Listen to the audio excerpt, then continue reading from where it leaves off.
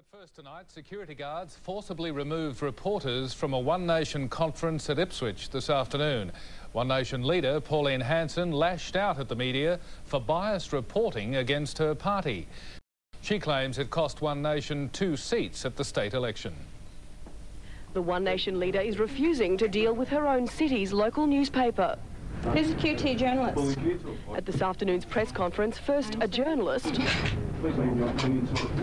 then a photographer from the Ipswich-based Queensland Times was ordered out. Can I have the security man to escort this lady out, please?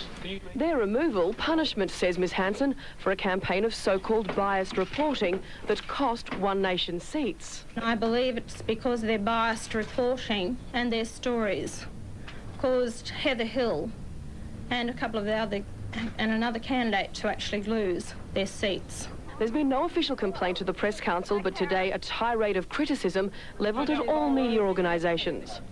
For far too long, the media have taken the view that it is perfectly okay to report any negative words spoken against One Nation without substantiating truth. Ms Hanson called the media conference to respond to questions raised by federal Liberal MP Tony Abbott as to who would receive $500,000 One Nation was claiming for its result in the Queensland poll. Has anyone done an investigation into the other major parties with their electoral funding? Has anyone, reported what they're getting? State Director Peter James says the money will partly cover the individual campaigns of One Nation's 79 candidates and the statewide campaign. Our bills, in fact, are likely to exceed what we are going to receive. Media are at last holding Pauline Hanson to the same standard of accountability that John Howard and Kim Beazley are rightly held to. Kristen Devitt, 10 News.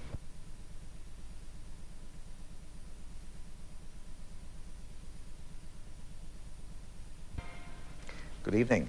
In an extraordinary outburst, Pauline Hanson has had a news team thrown out of her office in Ipswich. She blamed their paper for the election defeat of some One Nation candidates. Ms Hanson then rounded on the rest of the media, accusing them of bias. Another One Nation policy, summary justice for the media.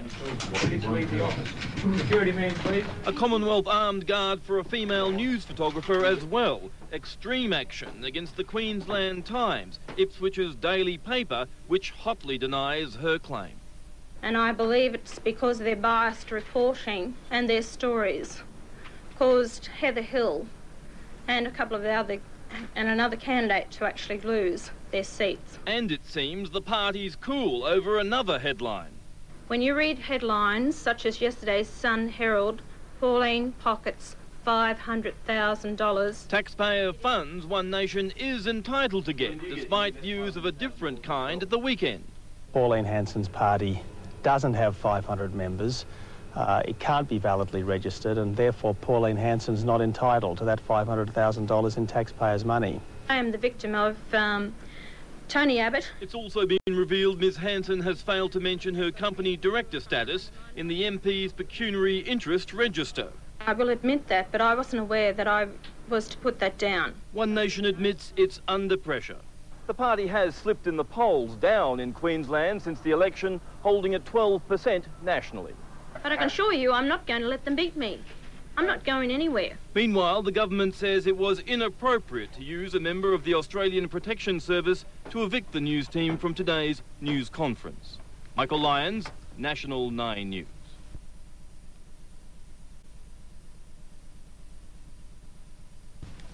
Good evening, everyone. Furious Queensland pig farmers have cornered Deputy Prime Minister Tim Fischer, blasting him over pork imports. They're blaming Canberra for killing off the bush and of pushing farmers to suicide. Tim Fischer came to Gumbunji to deliver a flag to the local school, but he was ambushed by 60 angry pig farmers upset about Canadian imports. Yes, we do export 8 times more to Canada than we import. It's hundreds of millions of dollars in Canada's favour.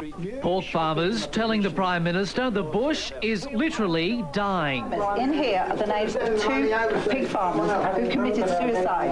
You're pro-life. Is this good enough? Australians are suiciding because you can give them nothing. It's the second time pork farmers have attacked the federal government on the Darling Downs. Meanwhile, in Ipswich, it was the local paper under attack. Can you please leave the office, please, sir? First, the Queensland Times reporter was booted out. Security man, please. Next, his photographer, who refused to budge. Can I have this lady escorted out, please?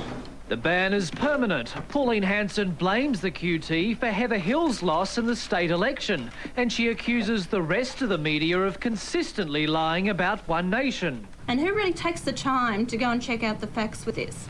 Anything to do with me personally or anything to do with One Nation? It's a bit of a shame, really. It's probably a case of shooting the messenger.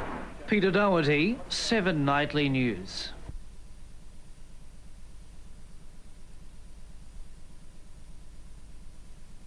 Good evening, Rod Young with ABC News. Pauline Hanson and the Howard government spent the day accusing each of lies and deceit as the coalition stepped up its campaign against One Nation. Ms Hanson was also involved in a public display of anger against the media, banning a Queensland newspaper from a press conference. The One Nation leader said the newspaper was biased and had cost her party seats in the state election. Pauline Hanson has a simple way of dealing with media coverage she doesn't like. Is the QT reporter here? Ban employees of the offending outfit, in this case the Ipswich newspaper, the Queensland Times. Please leave the office. With that, reporter Simon Kelly departed. Photographer Kim McEwen-Watson took more persuasion. You'll be asked to leave. Right. Touch me. Snapping the security guard as she went. Ladies and gentlemen of the press, there have been many allegations made against One Nation. Most particularly this week is a good example of the dishonest nature of such allegations.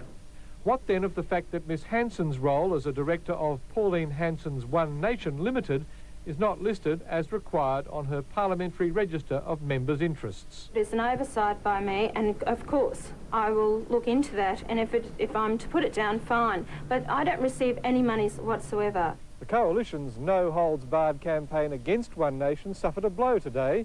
The Queensland Electoral Commission rejected a claim from Liberal MP Tony Abbott that the party was not properly registered and therefore not entitled to more than $400,000 in public funding. Mr Abbott isn't giving up. The One Nation membership is in fact a phony membership. They're not really members of a political party at all. They're members of a phantom. Now that phantom's made the front page of today's Washington Post newspaper. An article claiming Miss Hanson's success in the Queensland election proves that the anger she tapped in Australia is alive and growing.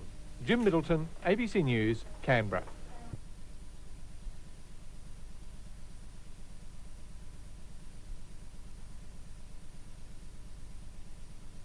Good evening, Rod Young with ABC News. Despite federal government warnings, One Nation says it will continue to evict journalists from media conferences if it believes they're writing negative reports. A newspaper reporter and photographer were thrown out of a press conference yesterday, the government putting Ms Hanson on notice not to use security staff as bouncers. Today the slanging match continued, with the newspaper lodging a formal complaint with the Australian Press Council. Staff at the Queensland Times were back at work after yesterday's public confrontation at a One Nation press conference. The photographer and journalist evicted, accused of bias. Security man, please. Today they took their own action, lodging a formal complaint with the Australian Press Council. We feel we have nothing to fear from the Australian Press Council. In fact, I've already put together photocopies of every article we've done during the election campaign, since the election campaign, plus all my editorials relating to One Nation. But One Nation advisor David Oldfield says Queensland Times staff were trespassing and had been told they weren't welcome. What the Queensland Times has to understand is that it's not a matter of freedom of the press or freedom of speech. In this case, they're simply trespassing. While Queensland Times was shown the door yesterday, Ms Hanson has warned that other media outlets will also be under scrutiny. She says a television program is being prepared on examples of media bias against One Nation. Mr Oldfield says yesterday's eviction won't be the last. He's put other media on notice. But certainly where these situations arise, as they have with the Queensland Times, we'd have to look at not talking to them. The media union has warned One Nation suppression of the press will only be a negative to the party. They have every right to want to stay and ask whatever questions they will. They are not there as a PR machine for Pauline Hanson. The Federal Justice Minister today issued a second warning to the party, accusing them of using taxpayer-funded security staff as bouncers. It's clear from yesterday that that letter has either been ignored or hasn't been understood, and so I've sought to explain again the arrangements. She's awaiting Ms Hanson's written response. Sarah Clark, ABC News.